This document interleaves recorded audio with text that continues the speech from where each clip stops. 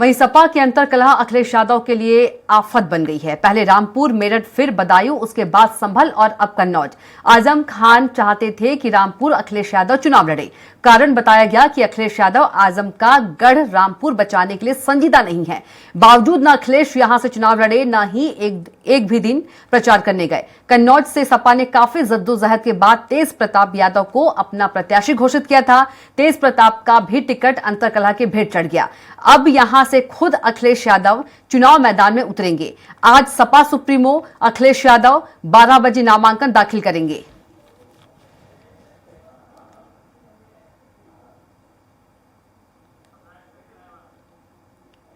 तो कन्नौज से अखिलेश यादव खुद अब चुनाव लड़ेंगे। अखिलेश के लिए आफत बनी अंतरकलह। तो कन्नौज से अखिलेश खुद चुनाव लड़ेंगे। आज नामांकन दाखिल करेंगे सपा सुप्रीमो अखिलेश यादव। बता दें कि कन्नौज से पहले तेज प्रताप को प्रत्याशी बनाया गया था। अब कन्नौज से अखिलेश खुद लड़ेंगे चुनाव। तो अखिलेश के लिए आफत बनी अंतरकलह। तो आज 12 बजे नामांकन करेंगे सपा सुप्रीमो अखिलेश यादव। कन्नौज से पहले तेज प्रताप को बनाया था प्रत्याशी। तो कन्नौज से अखिलेश खुद अब चुनाव लड़ेंगे। बता दें कि अखिलेश के लिए आफत बनी अंतरकलह। आज 12 बजे नामांकन करेंगे अखिलेश यादव। तो अखिलेश अब खुद कन्नौज से चुनाव लड़ेंगे।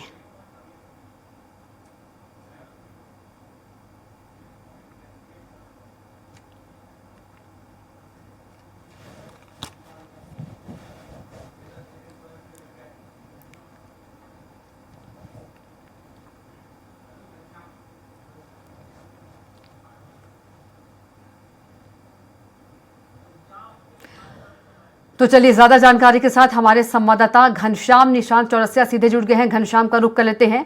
घनश्याम, अब सपा सुप्रीमो अखिलेश यादव खुद कन्नौज से चुनाव लड़ेंगे। इससे पहले यदि बात करें तो भतीजे तेज प्रताप यादव को उन्होंने प्रत्याशी बनाया था। इसके पीछे क्या कारण माना जाए कि अब जो खुद वो वहां से कन्नौज से चुनाव लड़ेंगे? क्या अंतरकलह है इसके पीछे का कारण घनश्याम?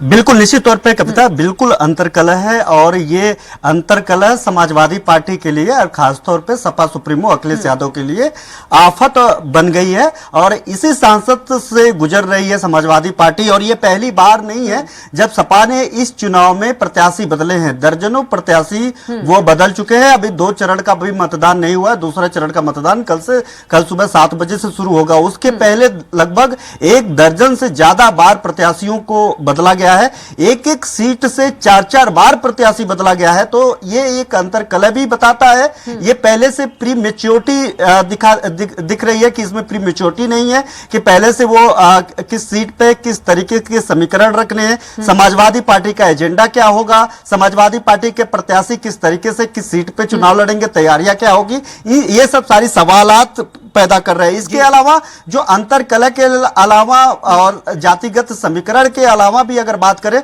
तो जो बड़े नेता हैं उन बड़े नेताओं का दबाव भी काफी ज्यादा मायने रखता है। और यही मायने इस तरीके से इस कदर इस पे काम कर गया कि रामपुर, संभल जैसे सीटों पे जहां पे समाजवादी पार्टी का गढ़ माना जाता था, रामपुर जो आजम खां के जरिए सपा का गढ़ माना जाता था, संभल सीट जहां पे डॉक्टर एसटी हसन 3 बार से अपने वहां से जीत हासिल करके सपा के झोली में 1 सीट दिया करते थे, वो भी सपा का गढ़ माना जाता था। वहां पर भी हाशिए पे समाजवादी पार्टी चली गई। रामपुर की बात करें तो रामपुर की टिकट फाइनल करने के कुछ ही घंटे पहले अखिलेश यादव रामपुर जाकर के रामपुर के किंग कहे जाने वाले आजम खां से मुलाकात करते हैं सीतापुर जेल में। सीतापुर से जेल में मुलाकात करने के बाद बाहर आकर के बयान देते हैं कि हाँ, हमने मुलाकात की और रामपुर के अलावा अन्य सीटों पे हमने चर्चा की। लेकिन वहां पे आजम खां चाहते थे कि अखिलेश यादव रामपुर सीट से चुनाव लड़े। वो लगातार इस बाबत दबाव भी बना रहे थे।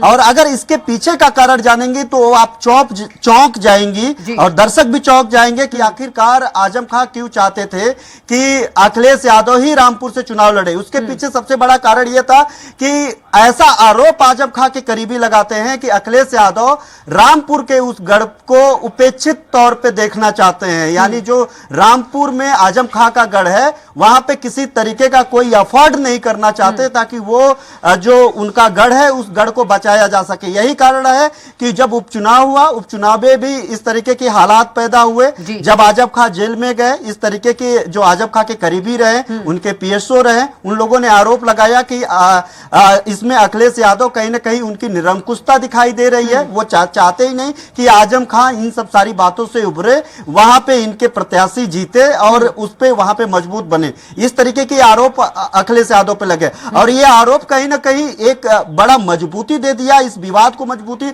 तब दे दिया कि रामपुर में मतदान हो गया, एक बार भी अखिलेश यादव वहां पे चुनाव प्रचार करने नहीं गए। ये अंतरकलह के साथ साथ एक इनके अंदरूनी अंतरकलह के अलावा भी कई चीजें इससे प्रदर्शित की जा सकती है। लेकिन इसके इतर रामपुर के, खैर रामपुर हो गया, रामपुर के इतर संभल सीट पे सबसे पहले 3 बार से जो सांसद थे समाजवादी पार्टी से डॉक्टर एसटी हसन, उनको टिकट दिया गया। एसटी हसन का आनन फानन में काट करके आजम खां के करीबी रुचि वीरा को दिया गया। फिर पता चला एक पत्र और जारी कर दिया गया, रुचि वीरा का टिकट काट करके एसटी हसन को फिर से प्रत्याशी घोषित किया गया। फिर अंततः कुछ घंटे पहले जो नामांकन होता है, नामांकन 3 बजे तक होता है, 1 बजे जाकर के रुचि वीरा जाकर के वहां पे नामांकन दाखिल करती है, तब जाकर के प्रत्याशी वहां पे घोषित होता है। वहां पर भी यही अंतरकलह देखने के लिए मिला। रामपुर में मुहिबुल्लाह नदवी जो जामा मस्जिद के इमाम है, उनको टिकट दिया गया। उसके अलावा 2 और इनके पदाधिकारी, समाजवादी पार्टी के पदाधिकारियों ने पर्चा दाखिल कर दिया, हालांकि वो बाद में खारिज हो गया, नहीं तो वहां पर भी एक बड़ा आफत नजर आता। बदायूं से सबसे पहले धर्मेंद्र यादव को टिकट दिया गया, धर्मेंद्र यादव को काट करके चाचा शिवपाल यादव को दिया गया, फिर चाचा शिवपाल यादव को काट करके आदित्य यादव को दे दिया गया।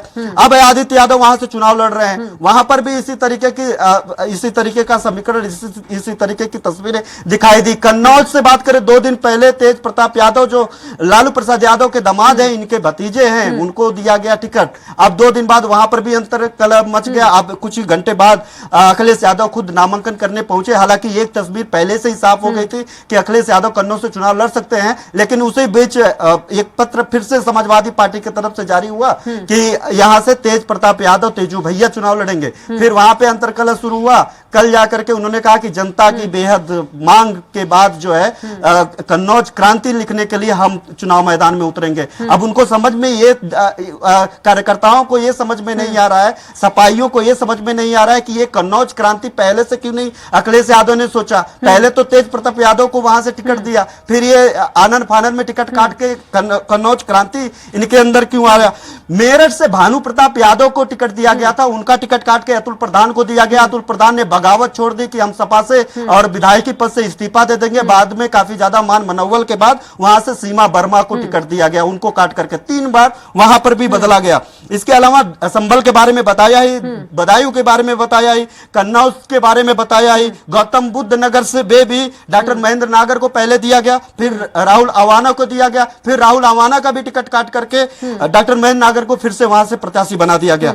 मिश्रित सीट सबसे ज्यादा हास्यपद रहा।